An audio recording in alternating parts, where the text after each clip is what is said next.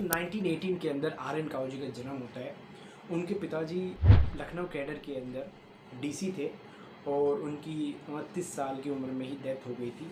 Are N काओ उस वक्त सिर्फ 5 साल के थे और ये भी एक बुक में लिखा हुआ है कि उनके जो वन ऑफ द एंसेस्टर्स थे वो लखनऊ का जो नवाब थे उनके साथ दीवान हुआ करते थे। लेकिन जब 5 साल के बाद उनके पिताजी की डेथ हुई तो उनका जो पालन पोषण है उनके ग्रैंडफादर और उनके अंकल और उनकी मदर ने किया।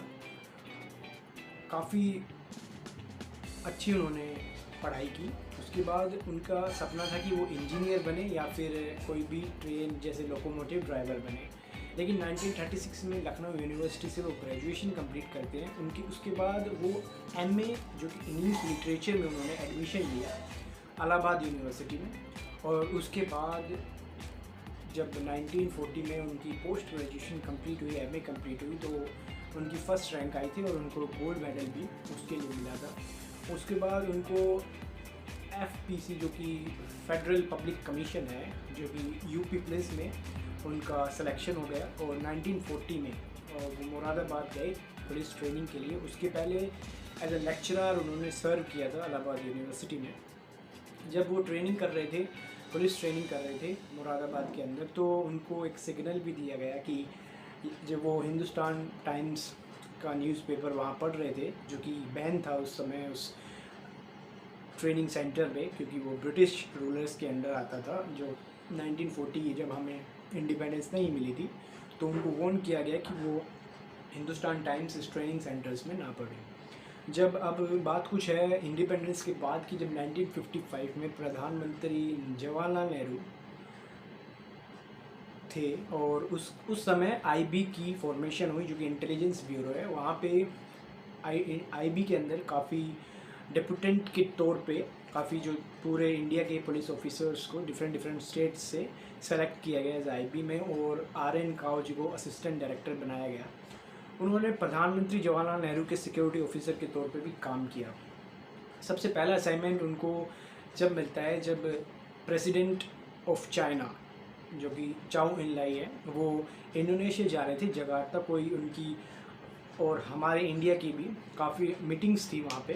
तो जब उनको एक इंडिया का चार्टर प्लेन चाहिए था जिसका नाम होता कश्मीर प्रिंसेस, लेकिन कुछ वजह से जो चाइना के प्रेसिडेंट है वो तो जा नहीं पाए, उनकी हेल्थ ख़राब हो गई थी। लेकिन उनके जो डेलीगेट्स थे, प्रेस के जो लोग थे, वो उस प्लेन में चाइना से जकार्ता के लिए रवाना होते हैं। और जो चाइना से जब प्लेन जा रहा था इंडोनेशिया, तो जो इंडोनेशियन सी है वहाँ पे जाके जो कश्मीर प्रिंसेस प्लेन तो जब इसकी खबर चाइना के प्रेसिडेंट को मिलती है तो वो जवाहरलाल नेहरू जी से कहते हैं कि उनकी इंटेलिजेंस ब्यूरो को इसका सर्वे करने के लिए शामिल किया जाए। तो पंडित जवाहरलाल नेहरू जी ने आईबी को ये आदेश दिया कि वो जो कश्मीर प्रिंसेस जो प्लेन है उसका सर्वे करे। तो जब वहाँ के मौलिक नाम का व्यक्ति थे जो कि डायरेक्टर हुआ करते थे आईबी के, उन्होंने आर एन काओ जी को ये काम सौंपा। तो आर एन काओ जी ने अपना पहला असाइनमेंट उस सर्वे के तौर पे किया। उन्होंने जितनी भी बातें थी वो सब चाइना के प्रेसिडेंट को उनके खुद पर्सनल ऑफिस में जाके बताई और वहाँ पे उनको काफ़ी अच्छा एक मेमोरेंडम भी मिला चाइना के प्रेसिडेंट से और उन्होंने उनके सिक्योरिटी ऑफिसर के तौर पे भी काम किया था। अब सेकंड असाइनमेंट उनको मिलता है जब जो घाना के प्राइम मिनिस्टर हैं क्वेन खुरमा, वो जवाहरलाल नेहरू जी के पास आते हैं क्योंकि उनको जो घाना है उसको भी अब कॉलोनियल रूल से इंडिपेंडेंस मिल गई थी। तो जो प्राइम मिनिस्टर है वहाँ की, वो भी एक सिक्योरिटी ब्यूरो सेटअप करना चाहते थे अपनी कंट्री के लिए। तो ये काम भी आर एन काओ जी को मिलता है और वो अपनी फुल फ्लेज टीम के साथ जाते हैं और वहाँ के 2 ऑफिसर्स को ट्रेन करते हैं और एक सिक्योरिटी ब्यूरो का रोड मैप तैयार करते हैं। लेकिन वो तकरीबन 1 साल तक वहाँ रहे, उसके बाद वो लौटे। लेकिन जो वहाँ के प्राइम मिनिस्टर थे वो चाहते थे कि कोई जो आर एन काओ जी हैं वो वहाँ पे कुछ समय के लिए और रहें और उनके ऑफिसर्स को अच्छी तरह ट्रेन करें। लेकिन आर एन काओ जी ने उनको प्रॉमिस किया कि वो दूसरे ऑफिसर्स को जल्दी भेजेंगे, उनके जो बाकी काम बच गया और उनके ऑफिसर्स को ट्रेन करने के लिए। तो जो आर एन काओजी के नीचे काम करने वाले जो कि director as a joint director थे के शंकरन नायर जी, उनको ये काम सौंपा गया और वो घाना जाते हैं, वहाँ के उनके 2 ऑफिसर्स को और वेल ट्रेन करते हैं, जो बाकी बचा काम था आर एन काओजी का वो भी कंप्लीट करते हैं। अब उसके बाद 1966 में जब लाल बहादुर शास्त्री जी की डेथ होती है, उसके बाद इंदिरा गांधी जी प्रधानमंत्री बनती है। उन्होंने देखा कि जो आईबी है वो अच्छे से काम नहीं कर पा रही, इंटरनल सिक्योरिटी में भी और एक्सटर्नल सिक्योरिटी में भी। तो उन्होंने क्या किया, 1968 में डिसीजन लिया कि एक न्यू एजेंसी होनी चाहिए जो कि एक्सटर्नल सिक्योरिटी को अलग से संभाले। तो जब आर एन काओजी है उनको ये काम सौंपा गया, क्योंकि R N Kaoji as a security officer serve कर चुके थे जवाहरलाल नेहरू जी के, और ये उस समय ये सवाल भी उठे कि इन्हीं को ही क्यों कहा जाता है, क्योंकि ये भी कश्मीरी पंडित जी हैं, कश्मीर पंडित फैमिली से हैं, और इंदिरा गांधी जी भी कश्मीरी पंडित फैमिली से बिलोंग करती थी। लेकिन ये आवाज़ें काफ़ी उठी, लेकिन उनको कोई फ़र्क नहीं पड़ा। आर एन काओजी को इंसिस्ट किया और इंदिरा गांधी जी ने उनसे कहा कि एक नई एजेंसी बनाई जाए एक्सटर्नल सिक्योरिटी के लिए, जो कि सिर्फ एक्सटर्नल सिक्योरिटी पे ही काम करेगी। तो आर एन काओजी अपना पूरा ब्लूप्रिंट तैयार करते हैं, लेकिन इंदिरा गांधी जी ने 2 बातें उनसे कही कि जो टॉप ऑफिशियल्स है उसका डिस्क्रिशन पीएम करेंगे। सेकेंडली, जो आईपीएस जो टॉप एक्सक्लूसिव पर्सनल होंगे, जो कि न्यू एजेंसी फॉर्म होगी, उसके अंदर आईपीएस का फॉर्मेट, आईपीएस पीपल्स नहीं होने चाहिए। तो ये 2 शर्त इंदिरा गांधी जी ने उनके लिए रखी। आर एन काओजी ने पूरा ब्लूप्रिंट तैयार किया और 1968 में ही RNW की फॉर्मेशन होती है। ये डेट 3 सितंबर 1968 और RNW की फॉर्मेशन होती है।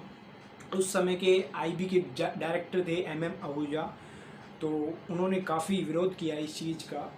वो नहीं चाहते थे कि एक नई एजेंसी बने, क्योंकि पावर डिस्ट्रीब्यूशन होगा, रिसोर्स डिस्ट्रीब्यूशन भी इसके साथ होगा, लेकिन ऐसा नहीं हुआ। न्यू एजेंसी तो बनी।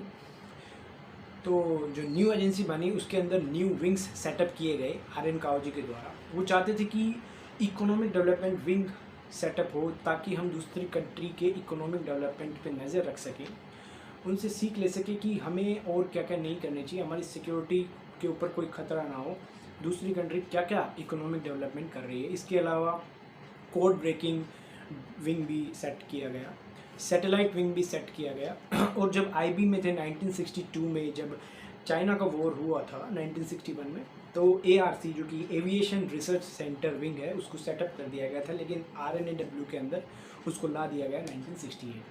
उसके बाद जो पंजाब है उसके अंदर टेररिज्म बहुत ज़्यादा इंक्रीज़ हो रहा था, तो जो आर एन काओजी है उन्होंने वहाँ के लिए भी एक NSG की फॉर्मेशन की, जिसको आज हम नेशनल सिक्योरिटी गार्ड के तौर पे जानते हैं।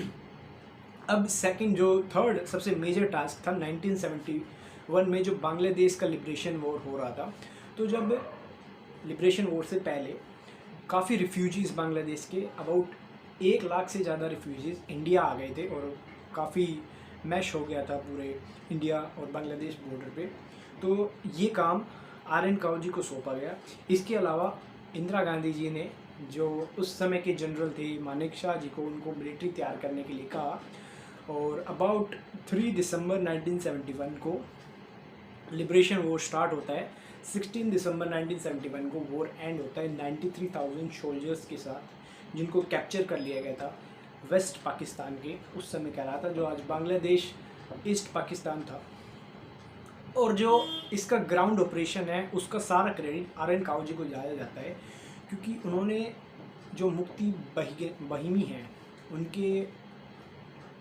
उन्होंने सबसे पहले रिवोक स्टार्ट किया था, जो वेस्ट पाकिस्तान उसकी आर्मी के खिलाफ। तो उनको इंसिस्ट किया गया और जितने भी रिफ्यूजीज़ थे उनको तैयार किया पाकिस्तान के अगेंस्ट, और जो हमारी इंडियन आर्मी है उसको तैयार किया, और 93,000 सोल्जर्स को कैप्चर कर लिया गया और बांग्लादेश को आज़ाद करवाया गया। इसके अंदर काफ़ी रोल कहा जाता है कि आर एन काओजी का ही माना जाता है। अब फोर्थ जो टास्क, मेन जो टास्क आता है, वो 1974 राजस्थान के अंदर न्यूक्लियर एक्सप्लोजन का ट्रायल किया गया। अब इसको इतना सीक्रेट रखा गया कि 1972 में जो अमेरिका की CIA एजेंसी है उसको थोड़ी बहुत खबर लग गई थी कि इंडिया न्यूक्लियर एक्सप्लोजन करने वाला है, लेकिन सिर्फ थोड़ी बहुत खबर थी। जो आर एन काओजी हैं उन्होंने पूरे सीक्रेटली इस मिशन को कंप्लीट किया, और 1974 में जो राजस्थान है उसके अंदर अच्छी तरह से पूरा न्यूक्लियर एक्सप्लोजन हुआ। इसमें मेन बात ये आती है कि जो CIA और M16, जो CIA USA की एजेंसी है और M16 ब्रिटेन की एजेंसी है, जो उनके हेड थे, CIA के हेड थे जॉर्ज बुश सीनियर और जो M16 के हेड थे सर मॉरिस। तो जो ये दोनों जने थे ये RN काउजी के दोस्त हुआ करते थे उस समय में, काफ़ी अच्छे दोस्त थे। जो M16 के हेड थे वो तो as a personal guest RN काउजी के वो उनके घर पे आते थे, काफ़ी समय बिताते थे ये दोनों साथ। और लगभग जो राजस्थान के अंदर ही जयपुर और जैसलमेर में काफ़ी वो घूमे हैं, वहाँ के डेजर्ट एरिया को उन्होंने एक्सप्रेस किया है, उन वहाँ के लोग कैसे रहते हैं उसको भी उन्होंने एक्सप्रेस किया है। तो इनकी दोस्ती काफ़ी काम आई। ये दोनों आर्ट और कल्चर पे काफ़ी व्यू शेयर किया करते थे, सिक्योरिटी के ऊपर भी काफ़ी इनका व्यू शेयर होता था। अब जब उसके बाद 1975 में इंदिरा गांधी जी इमरजेंसी लगाती है तो अपोजिशन लीडर्स, काफ़ी अपोजिशन लीडर्स हैं, उनको जेल में डाल दिया जाता है क्योंकि ऑपरेशन काफ़ी हो रहा था उस समय। तो 1977 में जब इमरजेंसी हटती है और इंदिरा गांधी जी इलेक्शन को अनाउंस करती है तो इलेक्शन हारती है, मोरारजी देसाई प्राइम मिनिस्टर बनते हैं। तो मोरारजी देसाई जी ने क्या किया, जो RN काउजी हैं उनको छुट्टी पे भेज दिया, तबकि उनका अभी टर्म ख़त्म नहीं हुआ था, क्योंकि उनको लगता था कि जो इमरजेंसी के दौरान अपोजिशन लीडर्स पे खबर रखी जा रही है ये RNAW की हेल्प से ही रखी जा रही है। तो इसके खिलाफ एक कमेटी भी सेटअप की जाती है, जो जिसके हेड थे वन मैन कम्युनिटी को ही सेटअप किया जाता है। SP सिंह जिसके हेड थे, होम मिनिस्टर के अंडर ये कम्युनिटी सेट की गई और जो RNAW है उसके खिलाफ ये कम्युनिटी थी। तो सारी जांच पड़ताल करने के बाद कोई प्रूफ नहीं मिला तो RNAW को क्लीन चिट दी जाती है। लेकिन जब तक RN काउजी ने रेजिग्नेशन दे दिया था RNAW के हेड से, क्योंकि वो देख रहे थे कि उनके खिलाफ साजिश रची जा रही है, क्योंकि वो इंदिरा गांधी जी के करीबी हो चुके थे जिस समय पे, और मोरारजी देसाई नहीं चाहते थे कि उनका इंदिरा गांधी जी के करीबी कोई हेड इसमें रहे। लेकिन 1980 में दोबारा फॉर्मेशन होती है इंदिरा गांधी सरकार की। तो इंदिरा गांधी जी ने RN काउजी को अपना एज अ सिक्योरिटी ऑफिसर नियुक्त किया। और एक इंदिरा गांधी जी USA के प्रेसिडेंट से मीटिंग करना चाहती थी, लेकिन जो मिनिस्टर ऑफ एक्सटर्नल अफेयर्स है वो उनकी डेट फिक्स नहीं कर पा रही थी USA के प्रेसिडेंट से। तो अमेरिका के जो CIA के हेड थे वो के RN काउजी के दोस्त थे, जैसे कि मैंने पहले भी बताया आपको।